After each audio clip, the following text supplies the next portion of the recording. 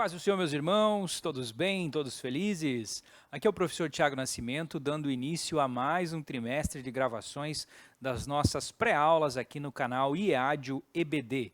Nós somos parte do segmento da UMADIO EBD e todos os domingos estamos então aí nas congregações, em toda a Joinville, ministrando as aulas, né, da Escola Bíblica Dominical. E você que está nos ouvindo também faz parte, então, cada professor, cada aluno também faz parte da UMADIO EBD. E o nosso propósito aqui no canal é trazer sempre conteúdos, subsídios, vídeos que abordam um pouco um resumo da lição para te dar mais segurança, mais clareza na hora de você, professor, passar as informações e na hora de você, aluno também que está nos ouvindo, poder ajudar o seu professor com seu comentário, com a sua participação na sala de aula todos os domingos, então, em nossas congregações. Então, esse é o nosso objetivo principal e hoje nós damos início, então, ao primeiro trimestre de 2025. 2025, nós vamos estudar a Epístola de Tiago nesses 3 primeiros meses, em relação aqui ao tema da autenticidade. O título da nossa revista é Verdadeira Religião, um convite à autenticidade na carta de Tiago. O autor dessa lição é o pastor e doutor em teologia, o pastor Leandro Alves, ele que é pastor em João Pessoa, na Paraíba, autor de muitos livros também aqui pela Casa Publicadora das Assembleias de Deus. Pastor Eduardo Leandro Alves, então, o autor dessa lição. Tiago é o tema, então, da lição, e nós vamos ver muitas aplicações práticas, porque Tiago é considerada a epístola da sabedoria do Novo Testamento. Assim como nós temos lá no Antigo Testamento Provérbios, Eclesiastes e outros livros que são tidos como livros de sabedoria, aqui no Novo Testamento é a epístola de Tiago que cumpre esse papel. Então, com muitos trechos que são verdadeiros aforismos, né, a respeito de questões práticas ali para a vida dos cristãos lá do primeiro século, mas que tem uma aplicação também na atualidade. Então hoje, para dar início a esse trimestre, nós faremos aqui a lição de número 1, que traz como título Um convite à autenticidade. O texto principal se encontra em Salmos 51:6. Eis que amas a verdade no íntimo, e no oculto me fazes conhecer a sabedoria. A verdade prática, o resumo da lição, a autenticidade da fé cristã é a chave para uma vida plena em Deus. E aqui, professor, esta lição é uma lição de introdução. Então você precisa se preparar bastante. A primeira recomendação que eu faço agora, ainda durante esse período inicial do ano, você tire um tempinho para fazer a leitura da Epístola de Tiago. São poucos capítulos, né? Você pode ler aqui de forma bastante sucinta, bastante rápida, e você vai conseguir ter o panorama, então, de tudo que será estudado ao longo desse trimestre. Isso vai te dar mais segurança, mais clareza na hora de você ministrar essa lição e as próximas lições que você vai ministrar, então, nesse trimestre. Mas para esta leitura inicial, para esta aula inicial, uma sugestão de leitura que eu recomendo a você é a leitura do livro de apoio, o primeiro capítulo e a introdução. Na introdução, o pastor Eduardo ele faz ali todo um apanhado, todo um levantamento a respeito de algumas questões contemporâneas, para que você consiga, ao estudar a lição, ao ministrar essa lição para os seus alunos, você consiga fazer essas pontes entre o conhecimento bíblico que Tiago escreve e a vida real, né, as situações que estão acontecendo na atualidade dos nossos alunos. E é interessante que nesta primeira lição, você deve apresentar essa questão da autoria desse Tiago, né? Quem foi o Tiago aqui que é o autor da lição? E a título de uma dinâmica, né, que você pode aqui utilizar na introdução desta aula, você pode fazer uma dinâmica que é conhecida como uma rotina de pensamento. Se você nunca ouviu falar nessa expressão rotina de pensamento, eu te convido a pesquisar, aprender um pouquinho mais sobre isso. As rotinas de pensamento, elas são algumas ferramentas, estratégias pedagógicas que foram criadas pela Universidade de Harvard. Então, é uma das maiores e melhores universidades do mundo, onde eles estudaram a questão de como o nosso cérebro aprende. Então, tem a ver com a neuroaprendizagem, com a neuropedagogia. E eles criaram, então, algumas ferramentas que são chamadas de rotinas de pensamento. Pequenas dinâmicas que você pode propor durante a sua aula, no início, no final da aula, e que vão ajudar o aluno a fixar esse assunto. E para hoje eu selecionei uma rotina de pensamento que se chama O que eu sei e o que eu aprendi. Então, no começo da aula, você vai levar, talvez, pequenos post-its ou uma folha de papel, enfim, ou na própria lição, né, você pode ali durante a semana pedir para que os seus alunos levem papel e caneta ou própria lição, para que eles consigam escrever o que eu sei a respeito de Tiago. Então você vai propor essa pergunta, né? Quem foi Tiago? O que você sabe sobre Tiago? E é possível que nesse momento, que você vai deixar ali um ou 2 minutos, né, para que eles escrevam tudo o que eles sabem sobre Tiago, é possível que eles confundam esses Tiagos, né? Porque a epístola de Tiago, a gente vai ver aqui no decorrer da lição, você que já tem aí a sua lição em mão, você já deve ter percebido, está se falando do Tiago, o justo, como ele era chamado, que é o meio-irmão de Jesus. Então este discípulo, esse apóstolo, podemos dizer assim, né, esse líder da igreja em Jerusalém, ele não é o Tiago, filho de Zebedeu, irmão de João, ele não é o outro Tiago, filho de Alfeu, que era um dos 12, né, esses dois eram 12, faziam parte lá do colégio apostólico. Mas o Tiago justo é o Tiago, então, que sendo irmão de Jesus, ele era incrédulo em relação a Jesus no início do seu ministério. A gente vai ver isso durante o Evangelho. Nós vamos ver em algumas passagens que está lá a mãe de Jesus e os seus irmãos, e eles não criam em Jesus. E aí o próprio Jesus vai dizer, um profeta não tem um sucesso, né, na sua própria terra, ele não é honrado, não é reconhecido na sua própria terra. E aí depois, porém, o autor aqui, o comentarista da lição, vai dizer que possivelmente após a ressurreição de Jesus, Jesus aparece também para Tiago, isso inclusive a Bíblia confirma, né, que ele esteve com Tiago, e aí Tiago começa a crer em Jesus, e ele se torna uma das colunas da igreja em Jerusalém. Paulo vai em suas cartas, né, em suas epístolas, ele vai dizer que ele foi até Jerusalém e conversou com Pedro, João e Tiago. E justamente esse Tiago, irmão de Jesus, que era então um dos líderes aqui da igreja em Jerusalém.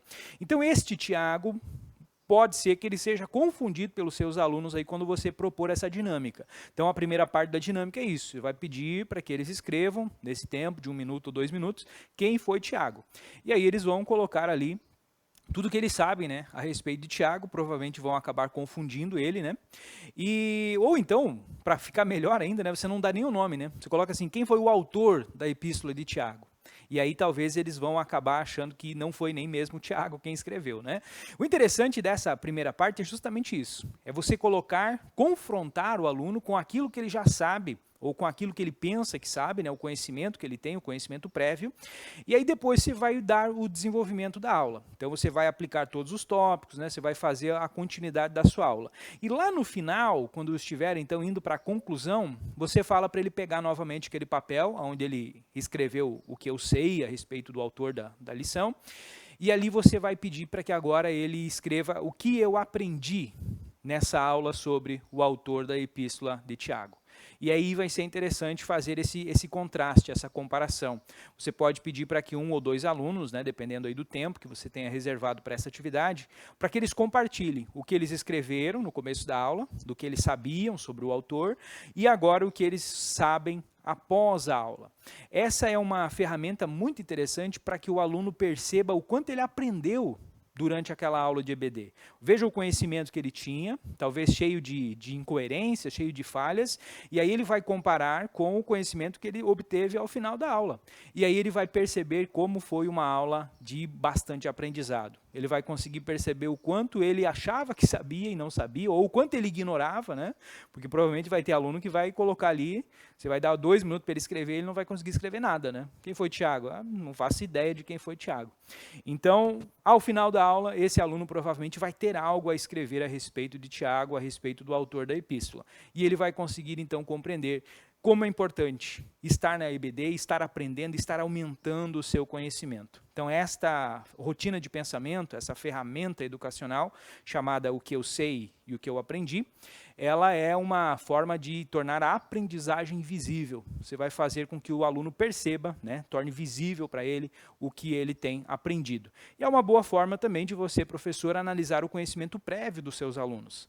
Você pode depois pegar essas folhas, né, levar para casa, enfim, e analisar o quanto os seus alunos sabiam e o quanto eles aprenderam depois. Então, até uma forma de autoavaliação de você como professor, né, se você conseguiu atingir os objetivos aos quais você se propôs aí no início da aula, e também de conhecer o seu aluno, né, saber o que ele sabe, como ele escreve, como ele se comunica. Porque talvez nem todos vão se expressar ali na hora que você pedir para alguém ler, mas aí levando o papel e você lendo o que ele escreveu, você vai ter esse conhecimento mais pleno aí dos seus alunos. Importante que você, professor, conheça os seus alunos para poder conseguir dar aulas bem diretas, né, bem objetivas, que vão resolver os problemas aí que os seus alunos possuem.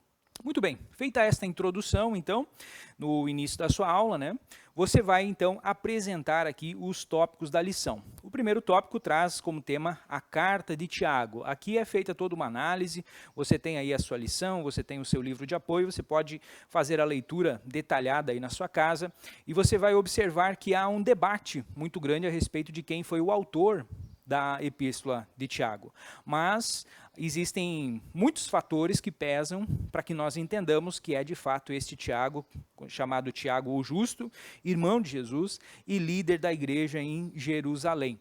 Então há fortes evidências. Entre elas, uma que eu destaco aqui é o livro A História da Igreja, de Eusébio de Cesareia. É um livro lá da antiguidade, né? Dos primórdios ali da igreja, ele vai contando muitos detalhes, e para ele, o autor da epístola de Tiago é justamente esse Tiago, irmão de Jesus.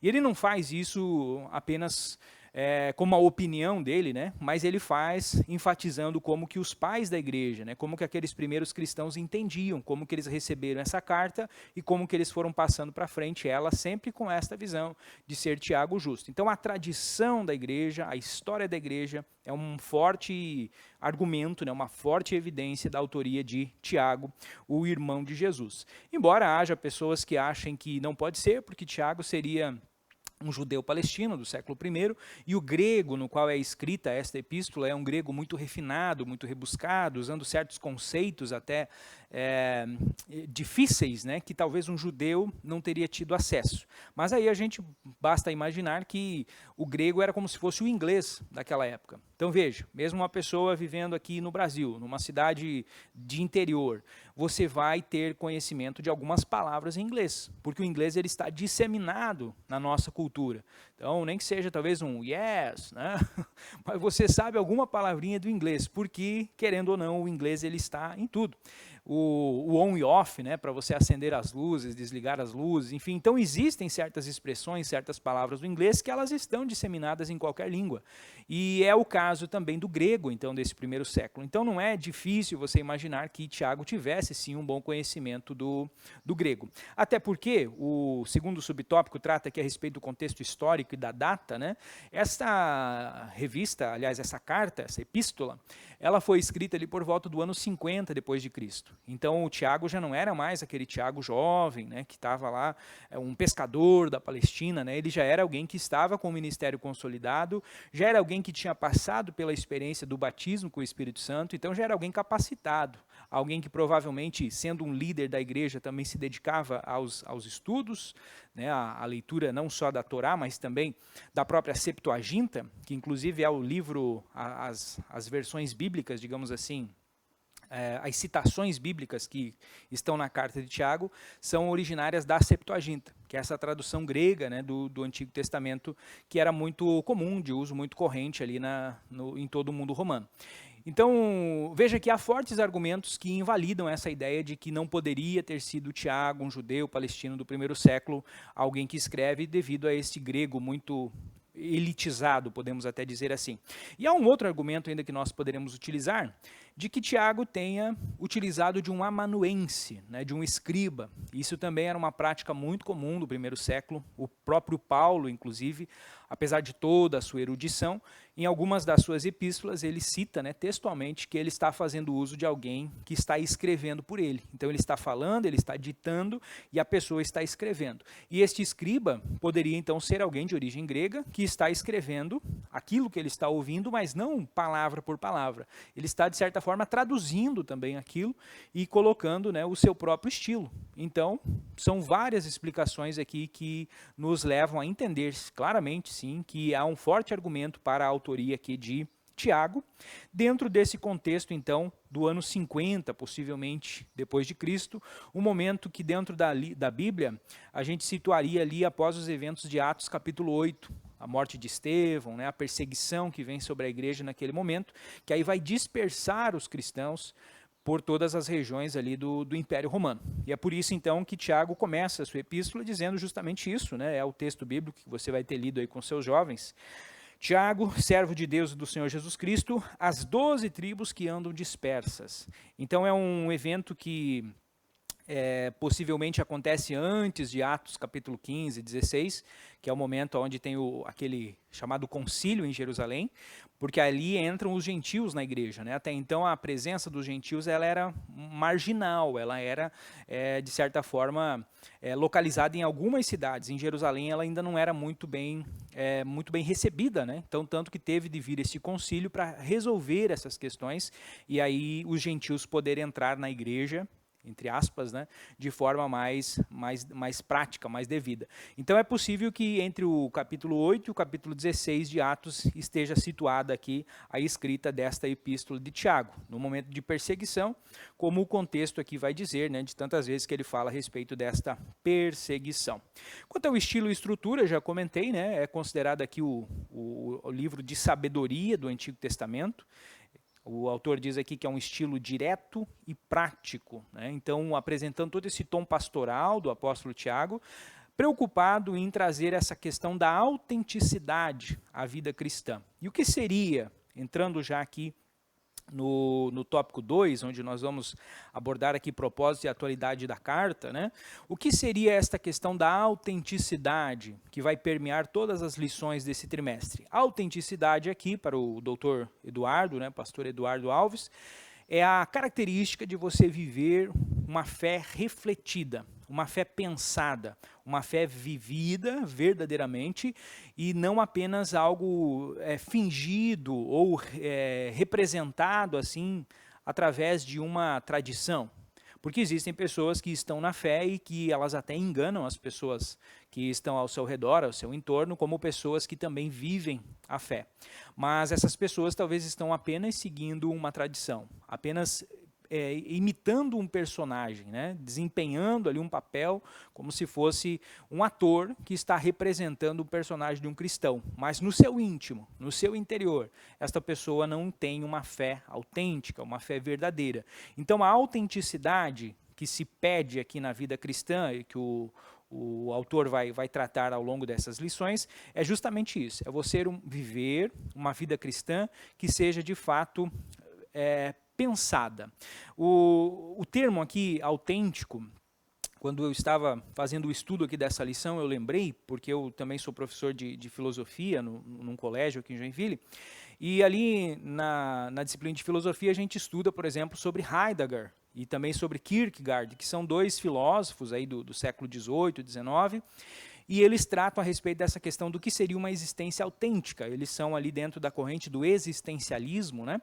E o Heidegger, por exemplo, ele vai dizer que existe a vida autêntica e a vida inautêntica. Então, a vida autêntica é aquela vida que você faz as atitudes, você toma as atitudes porque você de fato pensou que aquilo é o melhor para a sua vida. Então você tomou a decisão de viver a sua vida daquela forma. Você está pensando e você está agindo. Já a existência inautêntica para o filósofo Heidegger é aquela pessoa que ela simplesmente vai seguindo um padrão, seja o padrão da moda, seja o padrão do que os pais impõem, né? Na fase aí da juventude, muitos jovens fazem aquilo que os pais estão pedindo que façam, mas muitos deles não veem a hora de completar ali seus 18 anos, de ter a sua liberdade, a sua independência para viver a vida do seu modo. Ou seja, não estão vivendo uma vida autêntica, estão vivendo uma vida que alguém impôs para eles. Então isso para Heidegger seria uma existência inautêntica. E o Kierkegaard, que ele é considerado o pai do existencialismo cristão, do existencialismo filosófico cristão, o Kierkegaard ele vai aprofundar essa noção do Heidegger. Ele vai dizer que existem 3 estágios na vida autêntica de uma pessoa. O primeiro estágio é chamado estágio estético, onde ele busca prazeres sensoriais e imediatos, uma vida superficial. Então ele vai pensar, ele vai ter ações de fato refletidas, como Heidegger coloca, né? Só que pensando sempre pela questão do prazer, pela questão daquilo que vai soar melhor perante a sociedade.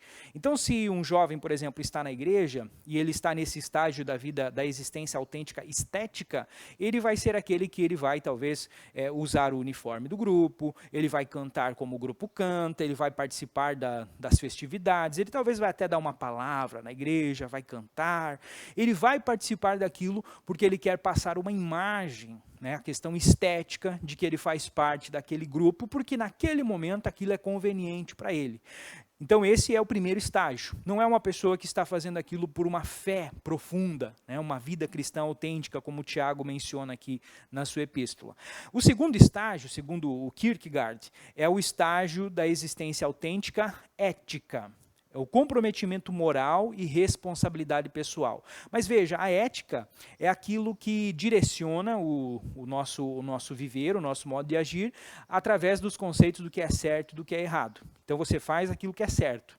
Pode ser que seja ruim, pode ser que seja algo doloroso para você naquele momento tomar aquela atitude, mas você sabe que aquilo é moralmente correto, então você faz.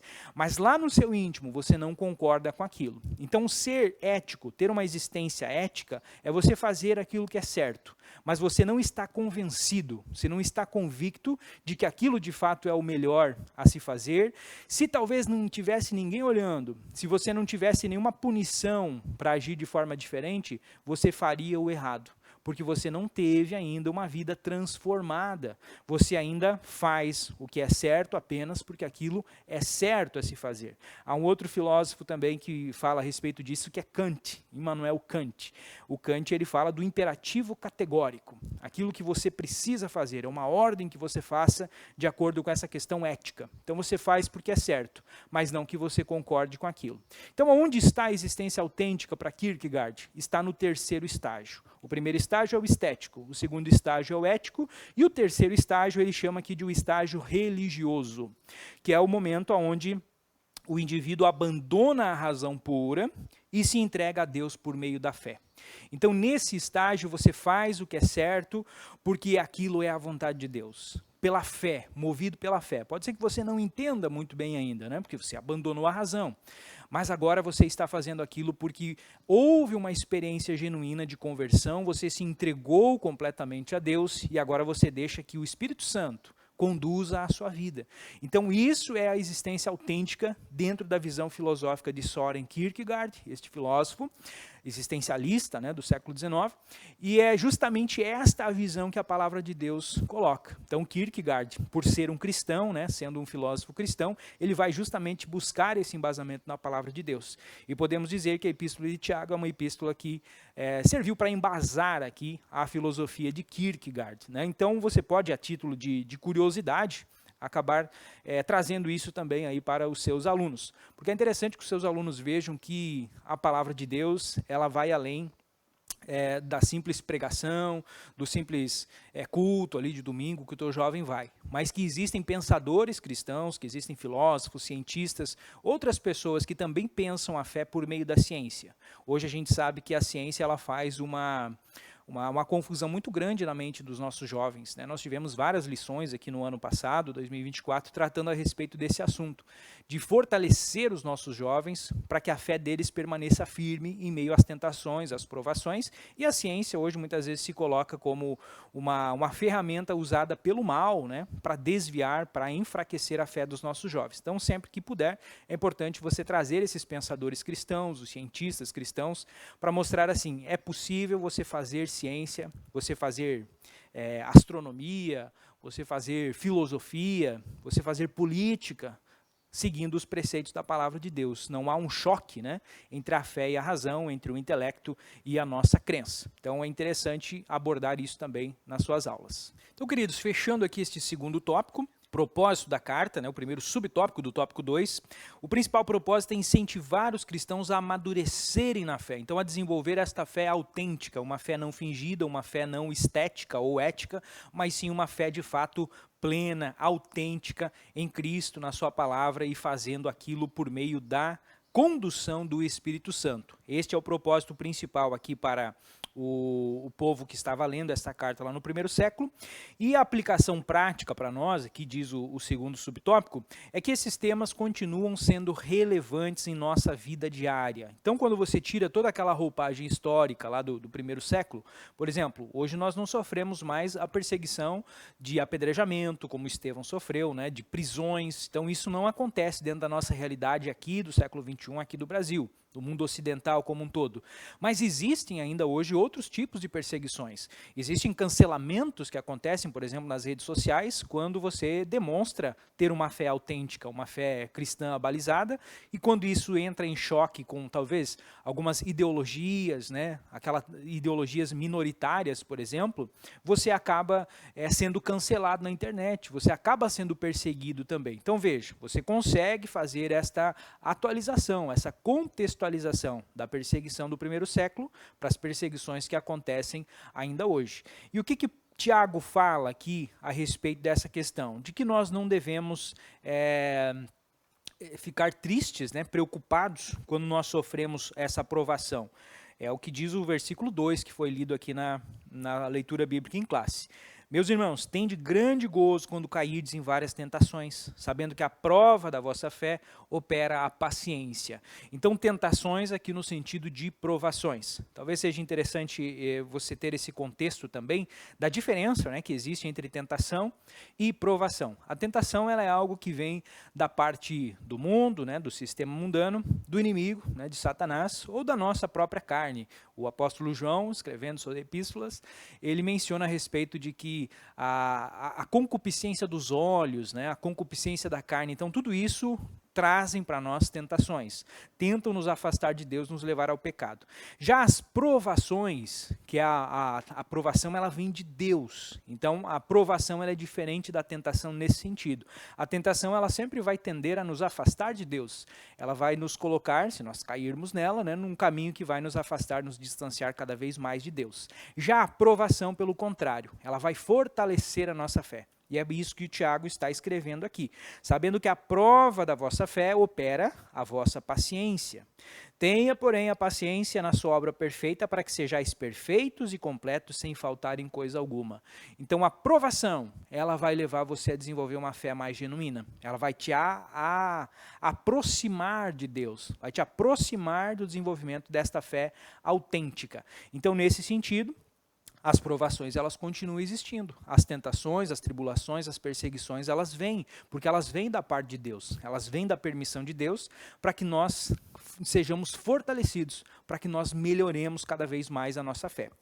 E aí, o tópico 3, né, que fecha aqui a nossa aula, a importância da carta, ele vai trazer aqui a questão dos destinatários, que nós já mencionamos, são as 12 tribos dispersas entre as nações, então possivelmente é dentro daquele contexto, do capítulo 8 ao capítulo 16 do livro de Atos, quando eles estão então ainda o cristianismo como uma religião majoritariamente judaica, né? Até uma seita do judaísmo, como alguns romanos ali identificavam. Mas, além dessas 12 tribos aqui, né, a verdade é que essa epístola ela pode ser considerada uma epístola universal. Então, porque dentro dessa contextualização ela se aplica para a igreja de todos os tempos. A lição aqui, a revista diz que os leitores estavam enfrentando um ambiente hostil, longe do seu lar. Todos nós estamos, né? Somos todos peregrinos em terra estranha e o mundo ele é um ambiente hostil. Se nós estamos enfrentando um ambiente hostil, mas esse ambiente não está sendo tão hostil quanto deveria, talvez alguma coisa está errada dentro da nossa fé. Porque no mundo nós somos forasteiros. Se nós começamos a nos acostumar demais com o mundo, é porque alguma coisa está errada. Então, isso é uma tendência que veio daquela época e ela continua para nós hoje, né, dentro dessa importância então do estudo desta carta de Tiago. Nós vamos encontrar a receita para conseguir vencer isso e conseguir desenvolver a nossa fé autêntica. Nesse ponto aqui da sua aula, né, no tópico final, você pode então fazer a segunda parte daquela dinâmica do que eu sei e do que eu aprendi. Então você pode trazer agora os seus alunos para esse momento de reflexão, né, com base em tudo que foi falado aqui a respeito do autor, do contexto, dos destinatários. O que você pode escrever a respeito do Tiago, né? Quem foi Tiago então agora? O que você aprendeu a respeito da epístola de Tiago ou do apóstolo Tiago com base nessa lição? E aí você vai ver aqui muitas frases, né, que vão ser colocadas, porque provavelmente vai ter muito mais conteúdo a ser falado agora do que havia no começo da aula. Então, você conclui a sua aula aqui de uma forma bastante prática, né, fazendo este fechamento aí com esta rotina de pensamento. Agora, para a conclusão aqui da nossa aula de hoje, desta pré-aula, eu vou ler aqui a conclusão com vocês. A carta de Tiago é inspiradora para os cristãos de todas as épocas. Ela é dirigida a um público que estava passando por muitas aflições, está repleta de ensinamentos práticos e atuais. Essa carta nos desafia a viver uma vida de autenticidade em Jesus Cristo. Ao estudá-la, somos desafiados não apenas a fortalecer a nossa fé, mas também impactar positivamente aqueles ao nosso redor, vivendo a palavra de Deus e não sendo somente ouvintes. Uma pessoa que tem uma existência autêntica, dentro daquela visão da filosofia de Heidegger, de Kierkegaard, ele é uma pessoa que vai influenciar as outras pessoas. Então, neste final de aula, eu convido você, professor, que faça uma reflexão, deixe que o Espírito Santo trabalhe na sua vida através do estudo dessa carta. Não leve esse trimestre apenas como mais um trimestre onde você vai ali cumprir uma escala, mas deixe que antes da palavra fazer efeito na vida dos seus alunos, ela faça efeito na sua vida, que você consiga chegar ao final dessas 13 lições e desenvolver uma fé mais autêntica, uma fé mais verdadeira, uma fé refletida, uma fé abalizada, e que com isso eu tenho certeza que você vai conseguir influenciar muito mais os seus alunos. Os seus alunos vão gostar das suas aulas, os seus alunos vão apreciar os seus métodos, os seus estilos, porque ele será fruto de uma fé genuína, ele será fruto de uma fé conduzida pelo Espírito Santo. E para nós fecharmos aqui este vídeo, você está vendo que eu estou ainda com a camisa do Conduzidos pelo Espírito Santo, né, que foi a temática aqui de 2024, mas eu quero convidar você para fazer parte do grande lançamento, né, que vai acontecer nesta semana, essa primeira semana agora de janeiro. Está acontecendo no nosso templo sede, aqui em Joinville, os 12 dias de clamor para 12 meses de vitória. Então, a cada dia, algum departamento está aqui fazendo o seu culto, fazendo a sua reunião. Eu não sei qual é o dia que você está assistindo, mas se você está assistindo isso antes de sábado, eu te convido para, nesse sábado, você estar na nossa sede aqui em Joinville para o culto com a participação da Umádio, onde será lançada, então, a camisa, a bonita camisa, com a temática 2025. Então, você não pode perder. Aceite esse convite, venha, eu tenho certeza que Deus vai te abençoar, vai te dar uma injeção de ânimo para que você tenha 12 meses de aulas aí muito abençoadas ao longo desse ano. No mais, um forte abraço, eu me despeço desejando as ricas bênçãos do Senhor sobre a sua vida, sobre a sua aula, sobre a sua classe. Deus o abençoe em nome de Jesus.